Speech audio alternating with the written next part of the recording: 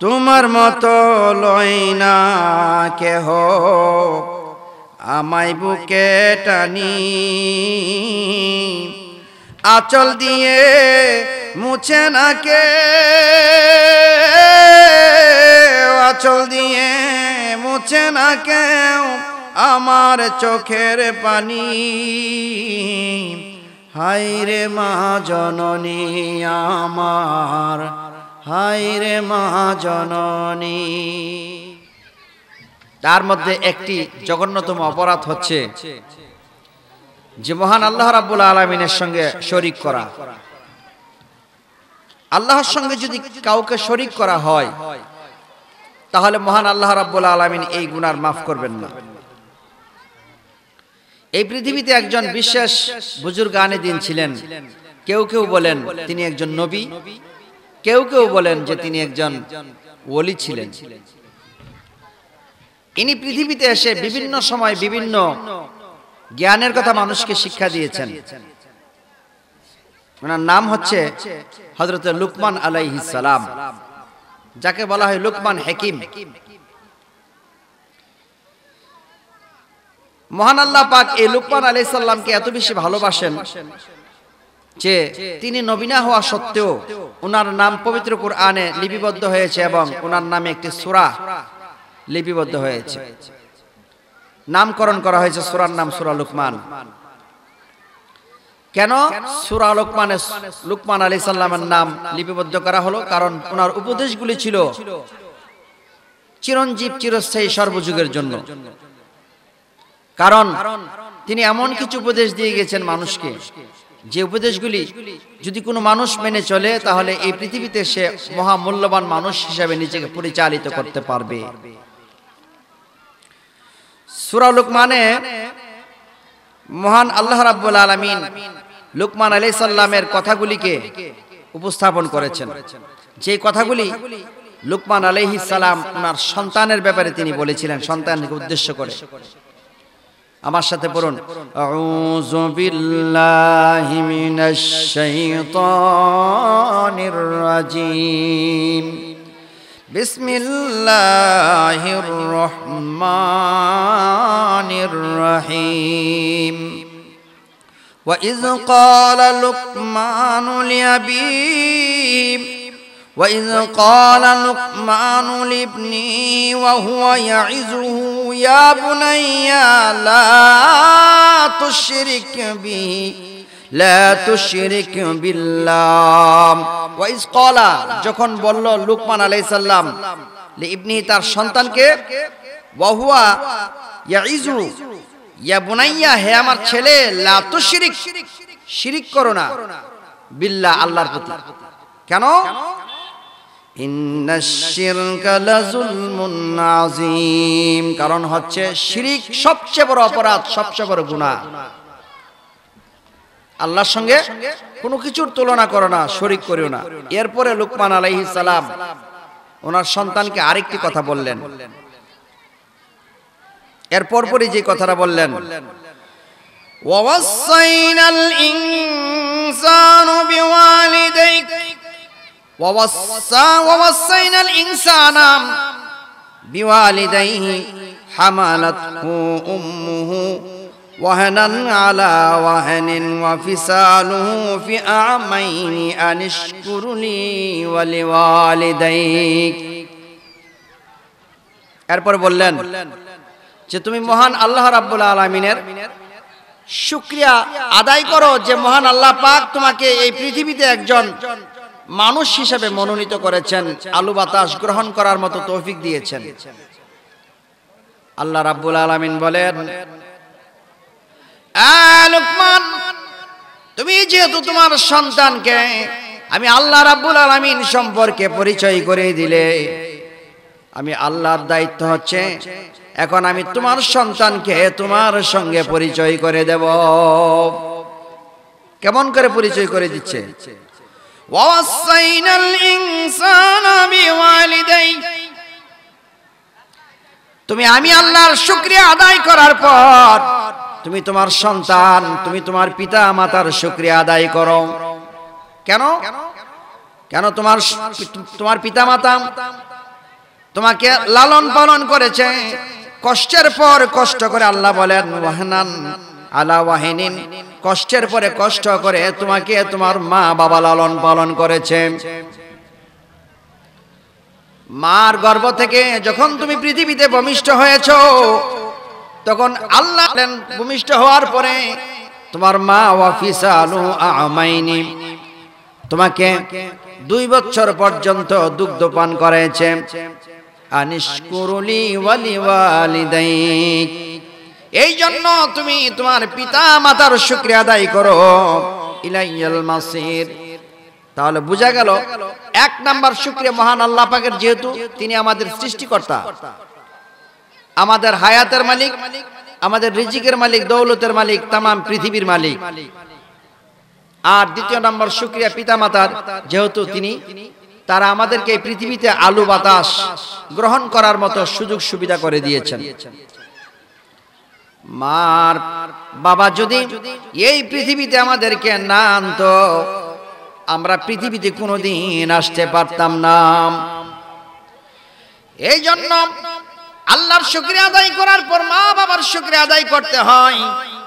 কষ্টের পরে কষ্ট করেছে মা দুখুনি, কত যে কষ্ট করে এই পৃথিবীতে মা ভূমিষ্ঠ করেছেন, একমাত্র মা দুঃখিনী জানেন, আর দ্বিতীয় কেউ এই কষ্টের কথা জানে না। সন্তান যখন মায়ের পেটে আসে, তখন মহিলারা অসুস্থ হয়ে যায়। মা দুঃখিনী অসুস্থ হয়ে গেলে বমি করে, সময় মতো খাবার খেতে পারে না, খাইলেও পেটে থাকে না, রুচি নষ্ট হয়ে যায়। এই অবস্থায় ঘরের সমস্ত কাজ বাজগুলি সামলানোর পর, এরপরে আবার সন্তানকে আদর করে ঘর গোছানি, থাল বাসন মাজা, কাপড় কাচা, রান্না বাড়া সবকিছু সারে। এই অবস্থায় কষ্ট করেও যে পরিমাণ অসুস্থ হওয়ার পর কোনো মানুষ কোনোদিন কোনো কাজে যোগদান করার কথা না। পেটে এরকম ভাবে 10 মাস, 11 মাস, 10.5 মাস পেটে বহন করার পরে এরপর এই সন্তান এই পৃথিবীতে আগমন করে। যেদিন পৃথিবীতে সন্তান আসে, সেদিন কিন্তু মা দুঃখিনী সব সময় সন্তানের কথাও ভাবে, আবার নিজের জানের কথাও চিন্তা করে। এমন অনেক মা আছে, সন্তান পৃথিবীতে আগমন করার সময় মা দুঃখিনী পৃথিবী থেকে বিদায় গ্রহণ করে। এই জন্য মা দুঃখিনী পেটে সন্তান রাখার সময় যেই কষ্টগুলি করে, এই কষ্টটা আমার আল্লাহ রাব্বুল আলামিন মায়ের আমলনামার মধ্যে সদকায়ে জারিয়া লিখে দেয়। পৃথিবীতে সন্তান ভূমিষ্ঠ হওয়ার সময়, সন্তান যখন পৃথিবীতে আসে, তখন মায়ের পেটের মধ্যে অনেক সময় লাথি মারে। এই লাথি কলিজা পর্যন্ত ব্যথা হয়ে যায়। কত মা দুঃখিনী পৃথিবী থেকে সন্তান প্রসবের সময় বিদায় গ্রহণ করলো। যে সমস্ত মায়েরা পৃথিবী থেকে বিদায় গ্রহণ করে, আমার নূরের নবী বলল, ওই সমস্ত মায়ের আমলনামার মধ্যে শহীদের মর্যাদা লিখে দেওয়া হয়। আর যারা সন্তান পৃথিবীতে আনার পরে সুন্দরভাবে আনলো এবং লালন পালন করে, এই সুন্দর করে আনয়নটাকে গাজী বলা হয়েছে। গাজী, যুদ্ধের ময়দান থেকে যেমন গাজীরা যুদ্ধ শেষে ফিরত আসে, এমন ভাবে যেহেতু একটা বিরাট সমস্যা থেকে নিজেকে উত্তোলন করেছে, এই জন্য ইহাকে গাজী বলা হয়েছে, গাজীর মর্যাদা। বন্ধুরা আমার, মায়ের মতো এত মর্যাদাবান এই পৃথিবীতে আল্লাহর জমিনের মধ্যে আর কোনো কিছু নাই। বাবার মতো মর্যাদাবান এই পৃথিবীতে আর কোনো কিছু নাই। এই জন্য কোনোদিন মার সঙ্গে খারাপ আচরণ করতে নাই, বাবার সঙ্গে খারাপ আচরণ করতে নাই। কারণ মা এবং বাবা যেমন আল্লাহর দরবারে সন্তানের জন্য দোয়া করলে আমার আল্লাহর সঙ্গে সঙ্গে দোয়া কবুল করেন। আবার মা বাবা যদি সন্তানের জন্য বদদোয়া করে, সঙ্গে সঙ্গে এই বদদোয়াটা আসমানে পৌঁছে যায়। আসমানের কোনো দরজাতে সেটা আটকায় না। যদি সন্তানের উদ্দেশ্যে পিতামাতা বদদোয়া করে, কোন মা বাবা সন্তানের জন্য বদদোয়া করে না, কিন্তু সন্তানের কর্মসূচি অনুযায়ী সেই বদদোয়া আল্লাহর দফতরে পৌঁছে যায়। এই জন্য মা বাবার সঙ্গে উত্তম আচরণ করার কথা নবীজি বারবার তাগিদ দিয়েছেন। বন্ধুরা আমার, আল্লাহ রাব্বুল আলামিন কোরআন কারিমে আরো ইরশাদ করলেন, যে আয়াতটা আপনারা সব সময় শুনেন, প্রায় অনেকের মুখস্থ হয়ে গেছে। আমার সঙ্গে বলুন, আউযু বিল্লাহি মিনাশ শাইতানির রাজিম, বিসমিল্লাহির রাহমানির وَقَضَى رَبُّكَ أَلَّا تَعْبُدُوا إِلَّا إِيَّاهُ وَبِالْوَالِدَيْنِ إِحْسَانًا إِمَّا يَبْلُغَنَّ عِندَكَ الْكِبَرَ أَحَدُهُمَا أَوْ كِلَاهُمَا فَلَا تَقُل لَّهُمَا أُفٍّ وَلَا تَنْهَرْهُمَا وَقُل لَّهُمَا قولا كريما। আল্লাহ বলেন, ওয়াকাদা রাব্বুকা আল্লা তা'বুদু ইল্লা ইয়্যাহু ওয়া বিল ওয়ালিদাইনি ইহসানা, তোমার মা এবং বাবার সঙ্গে তুমি ইহসানের সহিত উত্তম আচরণ করো, ভালো আচরণ করো। মা বাবার কেউ যদি বৃদ্ধ হয়ে যায়, ইম্মা ইয়াবলুগান্না ইনদাকাল কিবারা, বৃদ্ধ হয়ে গেছে, ইনদাকাল কিবারা আহাদুহুমা, তাদের একজন যদি বৃদ্ধ হয়ে যায়, আও কিলাহুমা, অথবা দুইজন যদি বৃদ্ধ হয়ে যায়, ফালা তাকুল্লাহুমা উফিন, এদের সামনে কোনোদিন উফ শব্দটা বলবা না, কষ্ট পায় এমন কথা কোনোদিন বলবা না।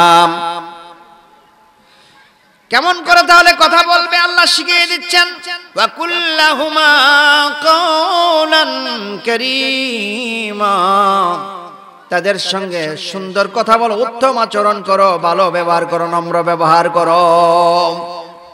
উত্তম আচরণ করার কথা মহান আল্লাহ পাক বারবার তাকিদ দিয়েছেন। মা সন্তানকে লালন পালন করার সময় আরো বেশি কত কষ্ট করেন। কোন সময় দেখা যায় বাড়িতে সবাই খাইতে বসছে, মাও খাবার বেড়ে দিচ্ছে, ঠিক এই সময় বাচ্চাটা ঘুমিয়ে আছে, শিশু বাচ্চা, হঠাৎ করে শিশু বাচ্চা পায়খানা প্রস্রাব করে দিছে। যখন পায়খানা প্রস্রাব করে দিছে, মা তখন করে কি,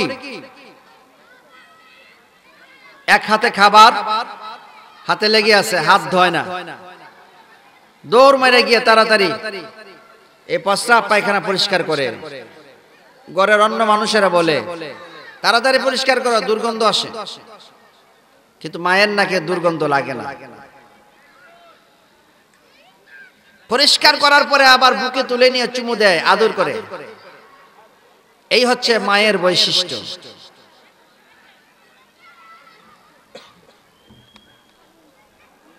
কোন এক সময় একটি ছেলে বসন্ত রোগ হয়েছিল, অসুস্থ, বসন্ত। তখনকার দিনে বসন্ত রোগের কোনো চিকিৎসা ছিল না।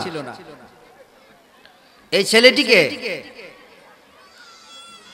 যখন কবিরাজ এসে চিকিৎসা করলো, চিকিৎসা করতে করতে এক সময় দেখা গেল সে আর সুস্থ হয় না।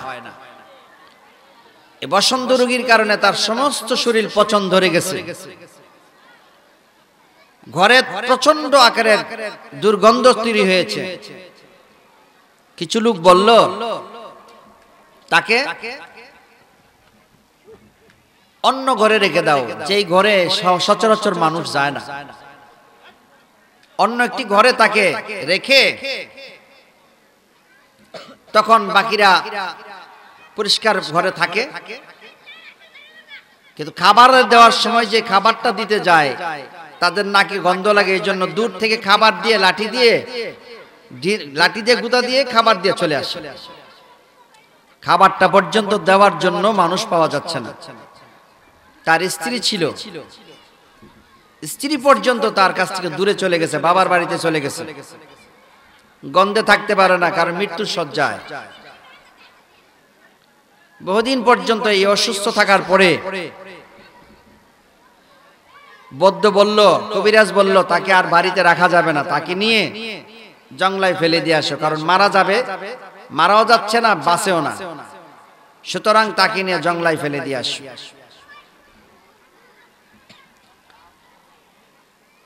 জঙ্গলায় ফেলে দিয়ে আসছে। তার মা বাড়িতে ছিল না। অনেকদিন পর আসার পর জানতে পারলো যে তার ছেলেটা অসুস্থ হয়ে গেছে, বাড়ির সবাই তাকে দূরে ফেলে দিয়ে আসছে এবং তার স্ত্রীও তাকে ছেড়ে চলে গেছে।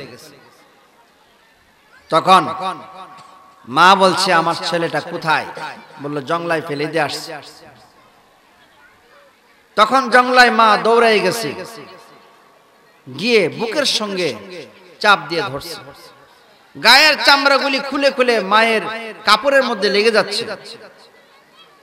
তখন ছেলেটি এটুকু বলছিল, মা, সবাই আমাকে ছেড়ে দূরে চলে গেছে, তাদের নাকি গন্ধ লাগে, তোমার নাকি কি গন্ধ লাগে না? মাগো, তোমার নাকি কি গন্ধ লাগে না? সবাই তো আমাকে ছেড়ে চলে গেছে। মা তখন ডাক দিয়ে বলে, আরে আব্দুর রহমান, 10 মাস 10 দিন আমি তোকে পেটে ধারণ করেছি, কত কষ্টের পর কষ্ট করে আমি তোমাকে পৃথিবীতে আনছি, আমি মা দুঃখিনী জানি। রাতের বেলা যখন তুমি ঘুমাইতা, মাঝে মাঝে ঘুম থেকে জাগতা, এই জন্য সারা রাত্র আমি মা ঘুমাই নাই, না জানি কখন আমার জাদু ঘুম থেকে উঠে দুধ পান করতে চাই।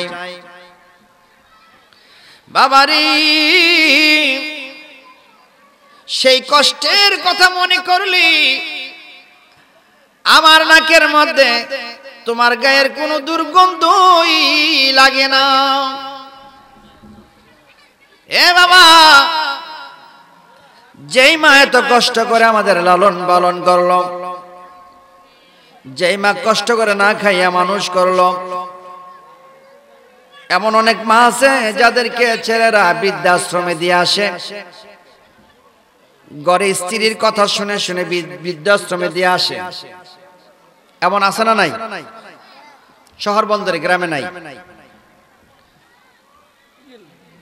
বিবাহের আগে ছেলে ভালো ছিল, আর বিয়ে করার পরে অনেক মা এবং অনেক বাবাকে ছেলেরা বৃদ্ধাশ্রমে দিয়ে আসে। কেন? তাদের দেখতে তাদের আর ভালো লাগে না, কষ্ট লাগে। কোন এক সময় ছোট্ট একটা ছেলে, ছোট সময় তার বাবা মারা গেছে, এই জন্য মা তাকে স্কুলে ভর্তি করার জন্য নিয়ে গেছে। তার মায়ের একটা চোখ নষ্ট ছিল, মানে একটা চোখ অন্ধ ছিল। এই অবস্থায় ছেলেটাকে নিয়ে ভর্তি করে দিছে স্কুলে। তো ছেলেটা স্কুলে ভর্তি হওয়ার পরে দেখলো অনেকে তাকে টিটকারি মস্কারি করে, তার মায়ের যে একটা চোখ নাই সেজন্য। অন্য ছেলেরা তার সঙ্গে অনেক সময় মিশতে চায় না। তার নিজের মধ্যেও আস্তে আস্তে এই জিনিসটা ফুটে উঠছে যে অন্য ছেলেরা মনে হয় আমার এই বিষয়টা বেশি একটা ভালো চোখে দেখতেছে না। তার মা স্কুলে যাওয়াটা সে আর পছন্দ করতেছে না। একসময় ছেলেটি অনেক বড় হয়েছে। বড় হওয়ার পরে অনেক কষ্ট করে মানুষের বাড়ি থেকে টাকা কর্জা করে এবং ধার কর্জা করে মা তাকে বিদেশে পাঠাইছে। বিদেশে পাঠানোর উদ্দেশ্য হলো যে বিদেশে পাঠানোর পর তার মায়ের আর কোনো দুঃখ থাকবে না। বিদেশে যাওয়ার পরে সেখান থেকে টাকা পয়সা পাঠায়, আর এরই মাধ্যমে সে খুব ভালোই আছে মোটামুটি। সবাই বলে, তোমার ছেলে একটা বিয়ে করাও, তুমি নিজেও তো এখন বৃদ্ধ হয়ে গেছো, আর কাজকর্ম করতে পারো না, ছেলেকে বিয়ে করাই দাও। সুন্দরী সুরসী রমণী দেখে একটি মেয়েকে বিবাহ করাই দেওয়া হলো। এই মেয়েটি বিবাহ করে দেওয়ার পরে মাঝে মাঝে ছেলের কাছে ফোন করলে ফোনে শুধু মায়ের যত বদনাম আছে সব বলে। তোমার মা আমাকে গালি দেয়, তোমার মা আমাকে দেখতে পারে না। মানে ধীরে ধীরে যেভাবে একটা মানুষকে ডাইভার্ট করা যায়, তার ব্রেন থেকে, তার ছেলের ব্রেন থেকে মায়ের প্রতি যে ভালোবাসা সেটাকে আস্তে আস্তে নস্যাৎ করে ধীরে ধীরে মা থেকে ছেলেকে আলাদা করে দিল। এই সুযোগে যখন বউটা মনে মনে ভাবলো যে মা এখন আলাদা হয়ে গেছে, আর কোনো দুঃখ নেই, তখন সে তার স্বামীর কাছ থেকে টাকা পয়সা এনে নিজের গয়নাগাটি সব কিনে, কিন্তু মাকে আর কোনো কিছুই দেয় না, কষ্টের পর শুধু কষ্ট দিচ্ছে। মা দুঃখিনীকে খাবারও ঠিক মতো দেয় না, ছেলেও বিদেশ থেকে মায়ের কোনো খোঁজ খবর নেয় না। টেলিফোন করলে বিবির কাছে ফোন করে, বাচ্চাদের কাছে ফোন করে। এইভাবে মা দুঃখিনীর কষ্ট দিন দিন বাড়ছে। বাধ্য হয়ে মা মেয়েদের বাড়িতে বেড়াইতে যায়। সব মেয়ের বাড়িতে সব সময় থাকতে পারে না, কারণ মেয়ের জামাই সেটা ভালো চোখে অনেক সময় অনেকে দেখে না। এই জন্য এক মেয়ের বাড়িতে কিছুদিন থাকার পর আরেক মেয়ের বাড়িতে এমন ভাবে ঘুরে ঘুরে থাকে, এখন মেয়েরাও একটু বিরক্ত হয়ে গেছে। মা দুঃখিনী এখন কোথায় যাবে, কার কাছে যাবে? বাড়ির বাহিরে ঘুরে ফিরে খাবারের সময় আসলে খাবার খাইতে আসে, তাও গরম ভাত দেয় না, ঠান্ডা ভাত, যেগুলি বাসি খাবারগুলি মাকে দেওয়া হয়। এই অবস্থায় মা দুঃখিনী 3 বেলা কষ্ট করে খাবার খায়। ধীরে ধীরে 3 বারের জায়গায় 1 বার খাবার দেওয়া শুরু হয়েছে। এত কষ্ট করে যেই মা লালন পালন করলো, তোমাকে পৃথিবীতে আনলো, এই মাকে যে কষ্ট দিচ্ছে, আমার আল্লাহ রাব্বুল আলামিন এর বিনিময়ে হাসরের ময়দানে ওই শ্রেণীর সন্তানদেরকে নামাজ থাকলেও জাহান্নামে দেবে, রোজা করলেও জাহান্নামে দেবে, হজ করলেও জাহান্নামে দেবে। নবীজি বললেন, কোন মাকে তার সন্তান যদি কাঁধে নিয়ে সে 7 বার হজ করে, এরপরও মা দুঃখিনী যে তাকে দুগ্ধ পান করাইলো, ভূমিষ্ঠ করলো, এর একটি পরিমাণ একদিনের বদলা দেওয়া কোনোদিন সহজ হবে না, পূরণ করা যাবে না। নিজের গায়ের চামড়া ছিলে যদি জুতা বানিয়ে দেওয়া হয়, মার পায়ে লাগিয়ে দেওয়া হয়, এরপরও মা যে পেটে ধারণ করেছে আর রাতের পর রাত জেগে আমাদেরকে লালন পালন করেছে, এই একটি দিনের বিনিময়েও কোনোদিন কোন সন্তান সারা জীবনও দিতে পারবে না। ইহাই হচ্ছে পিতামাতার অধিকার, পিতামাতার প্রতি সন্তানের মহব্বত। আল্লাহর নবী রাহমাতুল লিল আলামিন কি বলেন? হযরত আবু হুরায়রা রাদিয়াল্লাহু তাআলা আনহু থেকে বর্ণিত হাদিস, ক্বালা রাসূলুল্লাহ সাল্লাল্লাহু আলাইহি ওয়াসাল্লাম, আল্লাহর নবী বললেন, রাগিবান ফুহু রাগিবান ফুহু রাগিবান ফুহু। নবীজি বললেন, তার নাক দুলাই মলিন হয়ে যাক, সে অপমানিত হোক, সে অপদস্থ হোক, লজ্জিত হোক। সাহাবায়ে কেরাম জিজ্ঞাসা করলেন, কিলা মান ইয়া রাসূলুল্লাহ, নবীজি কোন শ্রেণীর মানুষের কথা বললেন লজ্জিত হোক? নবী আমার বললেন, ক্বালা মান আদরাকা ওয়ালিদাইহি ইনদাল কিবারি আহাদুহুমা আও কিলাহুমা সুম্মা লাম ইয়াদখুলিল জান্নাহ। নবীজি বললেন, কোন সন্তান যখন তার মা বাবাকে বৃদ্ধ অবস্থায় পায়, একজনকে অথবা 2 জনকে, এরপরেও সে জান্নাত ক্রয় করতে পারলো না, সে জান্নাত নিতে পারলো না, জান্নাতের রাস্তা পরিষ্কার করতে পারলো না, ওই শ্রেণীর সন্তানদের জন্য আমি রাসূল দোয়া করছি, সে যেন অপমানিত হয়, অপদস্থ হয়। এই জন্য মা বাবার প্রতি যাদের মহব্বত সবচেয়ে বেশি, এই পৃথিবীতে তাদের অর্থ সম্পদ কম থাকলেও তারা এই পৃথিবীতে অনেক সম্মানী হয়ে যায়। কিছুদিন পর ছেলেটি, তার স্ত্রী বলল, তোমার মায়ের সঙ্গে আর থাকতে ভালো লাগে না, এই জন্য সন্তান সহ ছেলে মেয়ে সব বিদেশে পাড়ি জমাইছে। মা দুঃখিনী মানুষের বাড়িতে বৃদ্ধ বয়সে ভিক্ষা করে খায়, এমন মানুষ আছে না নাই? কোন কোন জায়গাতে এমন আছে যে সমস্ত বৃদ্ধ মহিলারা রাস্তাঘাটে ভিক্ষা করে, এদেরকে খোঁজ করলে দেখা যায় অধিকাংশ ঠিক এরকম জিজ্ঞাসা যদি করে, বাবা তোমার কোনো মা তোমার কোনো ছেলে নাই? আছে। তো কি হয়েছে? তার আলাদা হয়ে গেছে, আমাকে দেখে না।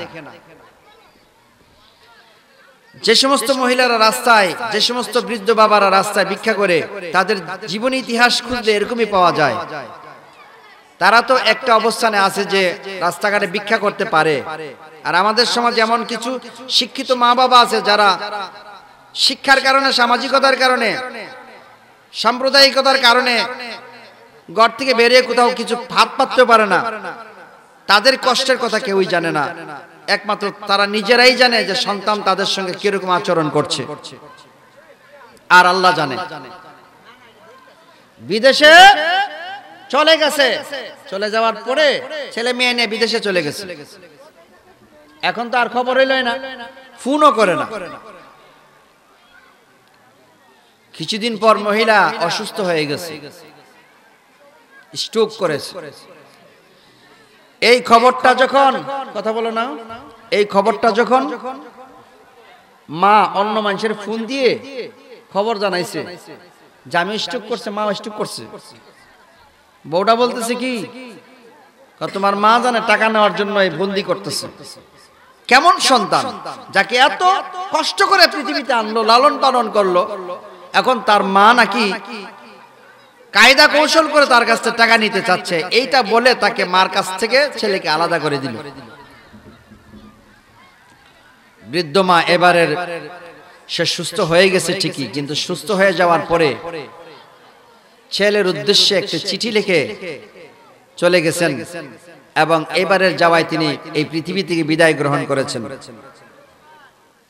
ছেলের উদ্দেশ্য করে যে চিঠিটা লিখছে, চিঠিটার মধ্যে লেখা আছে, বাবা আমি তোমার কাছে টাকা চেয়েছিলাম অসুস্থতার কারণে,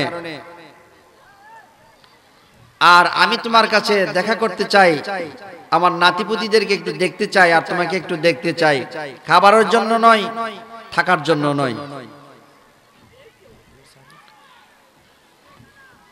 একটি কথা শুধু তোমাকে বলতে চাই, ঠিক ছোট সময় তুমি একবার অসুস্থ হয়েছিলে, আর তখন তোমার একটি চোখ নষ্ট হয়ে গেছিল। এই একটি চোখের কারণে ডাক্তার বলেছিল যে এই চোখটি যদি ভালো না থাকে তাহলে আরেকটা চোখ সেটাও নষ্ট হয়ে যাবে। আমি মা কোনোদিনই সেটা সহ্য করতে পারবো না যে আমার সন্তানের একটি চোখ নষ্ট, এর জন্য আরেকটা চোখ নষ্ট হয়ে যাবে। আমি ডাক্তারের সাথে পরামর্শ করেছিলাম, তাহলে এটা ঠিক করার কি উপায় আছে? ডাক্তার বলল, যদি অন্য কারো একটি চোখ যদি তার চোখে লাগিয়ে দেওয়া যায় তাহলে ঠিক হয়ে যাবে। আমার সন্তানের জন্য আমি কার কাছে চোখ চাইব, কে দিবে? এই জন্য আমি ডাক্তারের কাছে বলে আমি আমার একটি চক্ষু আমি আমার সন্তানকে দিয়েছিলাম, তোমাকে দিয়েছিলাম।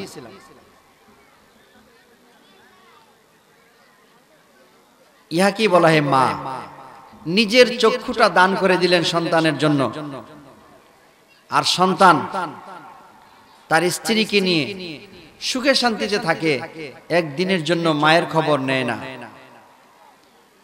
ইবাদত অনেক রয়েছে, নামাজ, রোজা, হজ, যাকাত, এটা যেমন ইবাদত। পিতামাতার প্রতি সদ্ব্যবহার করা, উত্তম আচরণ করা, ভালোবাসা, এটাও আরেকটা ইবাদত। এই ইবাদত যারা করতে পারে না তাদের মতো দুর্ভাগা এই পৃথিবীতে আর কেউ নেই। এই জন্যই কবি বলেছেন, তোমার বাপ মা যদি থাকে বাইচা, প্রেমানন্দে নাইচা নাইচা, না খাইয়া বাপ মারে খাওয়ায়ো মোর ভাইও, মা বাপের বদদুয়া না লয়ো। এই কথা নবীজি বলে, বাপ মা যদি হয় রে কাফের, বাপ মায়ের সেবা না ছাড়িও, না করিলে বাপ মার সেবা কাবেল হয়েছে কোথায় কেবারে, একথা কামেল হয়েছে কোথায় কেবারে, বাপ মায়ের বদদুয়া তুমি কভু না লয়। মা বাবার বদদুয়াটা পৃথিবীতে সবচেয়ে বড় একটা বদদুয়া। এই বদদুয়া জানিয়েছে দুনিয়াতে অশান্তি, আখিরাতেও তার অশান্তি। আমার জানা মতে এমন একজন ব্যক্তি আমি দেখেছি, সে তার মাকে ঝগড়া করে মায়ের মাথার মধ্যে একটা খাট দিয়ে বাড়ি মারছিল। মানে আমরা যে খাটের মধ্যে বসি, কাঠের খাটে বসি না, ছোট কাঠ, ফিরা যেটাকে বলা হয়, ফিরা দিয়ে মাথার মধ্যে বাড়ি মারছিল। মা তখন তার কাছ থেকে বাঁচার জন্য দৌড় দিয়ে গিয়ে একটি বাঁশঝাড়ের কাছ দিয়ে যাচ্ছিল, আর বাঁশের একটা কঞ্চি চোখের মধ্যে লাইগা মায়ের চোখের ভিতরে ঢুকে গেছে। আর মা তখন আল্লাহ বলে একটা চিৎকার দিছিল।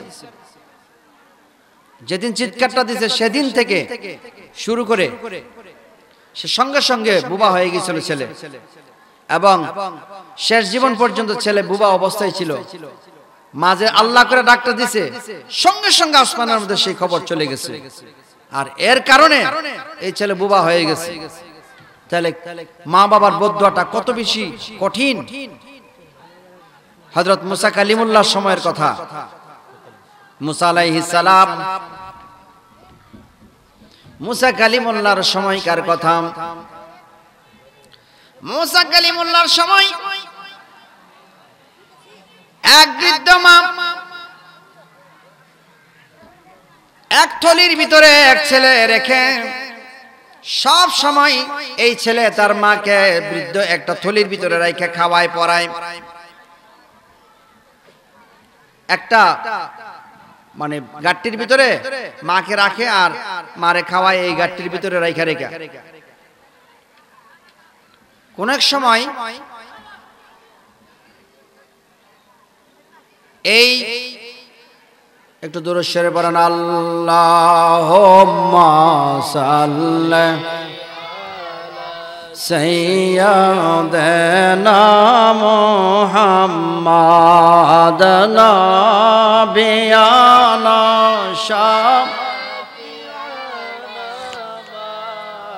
লানা মুহাম্মাদ, তোমার নাম যে এত মধুর, ডাকি হৃদয় ভরিয়া।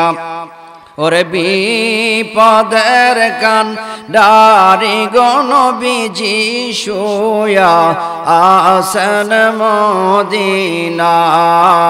আল্লাহুম্মা সাল্লি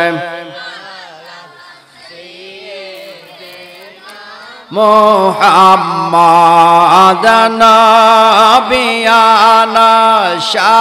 শাফিয়ানা মাওলানা মুহাম্মাদ লা ইলাহা,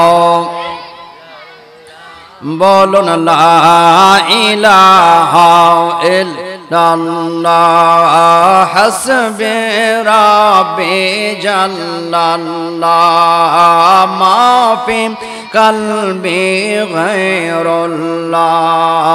নূর মুহাম্মদ, নূর মুহাম্মদ সাল্লাল্লাহ, লা ইলাহা ইল্লাল্লাহ, লা ইলাহা, লা বলুন লা ইলাহা ইল্লাল্লাহ, লা ইলাহা, লা বলুন বহুদূরে মদিনা। আমরা কেমনে যাব জানি না, দয়াল আল্লাহ দয়া করো, দয়াল আল্লাহ দয়া করো, পুরো মনের লা ইলাহা ইল্লাল্লাহ, বলুন লা ইলাহা লা ইলাহা ইল্লাল্লাহ মুহাম্মাদুর রাসূলুল্লাহ সাল্লাল্লাহু আলাইহি ওয়াসাল্লাম। বাচ্চাগুলো উঠতেছে করে সুবহানাল্লাহ। যাদের মা বাবা পৃথিবীতে নাই তাহলে তারা কাকে বেশি শ্রদ্ধা করবে, সম্মান করবে? বললেন মা বাবা যদি পৃথিবীতে বেঁচে না থাকে, মায়ের মতো যারা থাকবে আশেপাশে যাদের সঙ্গে মা চলাফেরা করত, বাবার সঙ্গে যারা চলাফেরা করত, এই সমস্ত মানুষদেরকে সবচেয়ে বেশি ভালোবাসবে।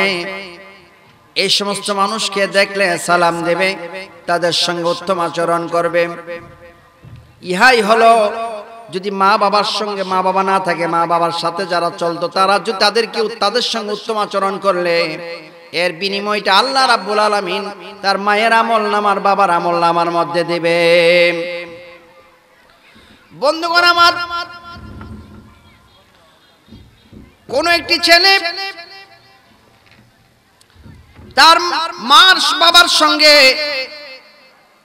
রাগ করে অনুত্তম আচরণ করতে যাইয়া একদিন ঘর থেকে বের করে দিচ্ছে। ছেলেটি তার বাবাকে বলে, তোমাকে আমি আর লালন পালন করতে পারবো না। অথচ আল্লাহ রাব্বুল আলামিন বলেন, আমার শুকরিয়ার পর পিতা মাতার শুকরিয়া আদায় করো। ছেলে বলতেছে, আমি তোমাকে আর লালন পালন করতে পারবো না। এই বলে ছেলেটা তার বাবাকে টাইনা হেসে ঘর থেকে বের করে নিয়ে যাচ্ছে। শেষরাতে নিয়ে যাবার সময় একটি জাম গাছের নিচে নিয়ে গেলেন, বাড়ির আঙ্গিনায়। জাম গাছের নিচে নিয়ে যাওয়ার পর বাবা তখন বলল, এরপরে আমাকে আর নিয়ে যেও না। ছেলে বলতেছে, বাবা কেন? এই পর্যন্ত টাইনা আনলাম, তুমি কিচ্ছু বললা না, এখন কেন বলছো? বাবা রে, এই পর্যন্ত আমি তোর দাদাকে টাইনা আনছিলাম, এই জন্য এরপরে নিয়ে গেলে এটা মাকরু হয়ে যাবে, অতিরিক্ত হয়ে যাবে। এই পর্যন্ত টাইনা তো আসলে যে যা করে তাই পায়। তার বাবা যেমন তার দাদার সঙ্গে অনুত্তম আচরণ করেছে, খারাপ আচরণ করেছে, কষ্ট দিয়েছে, মহান আল্লাহ রাব্বুল আলামিন তার তাকদীরের ভিতরেও সেইটা লিখে দিয়েছে। এই জন্য আজকে তার নিজের সন্তানটাকে টেনে টেনে হেসরাই এখানে আনছে। বাস্তব সত্য একটি ঘটনা বলি। পক্ষান্তরে এক বাবা এবং ছেলে দুইজন মক্কা মদিনার দিকে রওনা করেছে হজ করার জন্য। হজ করতে যাওয়ার পথে হঠাৎ করে তার বাবা বলল, আমি একটা প্রয়োজন সেরে আসি, বাথরুম সেরে আসি, তুমি এখানে বসে থেকে উটের উপর বসাই দিয়ে চলে গেছে। অনেকদিন আগের কথা, হেঁটে হেঁটে মক্কা মদিনা যাওয়া লাগতো, সেই যুগের কথা। হেঁটে হেঁটে মক্কা মদিনায় যাবার সময়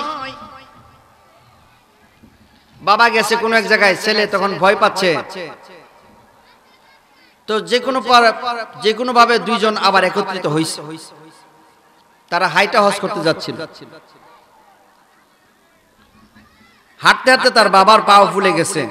বাবা বলতেছে, ছেলে বলতেছে বাবাকে, বাবা আসেন, আপনি আমার ঘাড়ে আসেন, আমি আপনাকে ঘাড়ে নিয়ে হজে নিয়ে যাব। কিছুক্ষণ ঘাড়ে নিয়ে হজ হাঁটতেছে। বাবা এক সময় বলতেছে, তোমার কষ্ট হবে, তুমি আমার ঘাট থেকে নামাই দাও। এই বাবা দরকার নেই, না বাবা আপনাকে নিয়ে আমি হজ করতে যদি এইভাবে যাই, আল্লাহ পাক আমাকে ডাবল সওয়াব দান করবে। পিরাপিরি করতে করতে এক সময় ছেলে তার বাবাকে ঘাট থেকে নামাইছে। তখন ছেলে দিকে তাকায়া তার বাবা কাঁদতেছে। ছেলে বলতেছে, বাবা আপনি কাঁদছেন কেন? বলে যে আজ থেকে 50 বছর আগে আমি আর আমার বাবা যাচ্ছিলাম হজ করতে, অর্থাৎ তোমার দাদাকে নিয়ে যাচ্ছিলাম। যাওয়ার পথে আমি তোমার দাদাকে এইভাবে কাঁধে তুলে অনেক পথ পর্যন্ত নিয়ে গিয়েছিলাম। তো মহান আল্লাহ পাক আমাকে কবুল করেছেন যে আমি আমার বাবাকে কাঁধে তুলে নিয়ে যাওয়ার কারণে আল্লাহ পাক কবুল করেছেন, আমার সন্তানও আমাকে কাঁধে করে হজে নিয়ে যাচ্ছে। সুবহানাল্লাহ বলেন। যে যা করে তা পেয়ে থাকে, এই জন্য আমাদের উচিত হবে পিতামাতার প্রতি সৎ ব্যবহার, উত্তম আচরণ করা। কবিতায় সুন্দর করে লিখেছেন, মাগো তোমার মতো লয় না কেহ আমায় বুকে টানি, আঁচল দিয়ে মুছে না কে, আঁচল দিয়ে মুছে না কেউ আমার চোখের পানি। হায়রে মা জননী আমার, হায়রে মা জননী। তো আমাদের উচিত হবে, মাইকের সামনে, আমার সামনে মানুষ ছিল না কম, কিন্তু দূরে মাইকের আওয়াজ যাচ্ছে, ঘরে বসে অনেকে শুনছেন।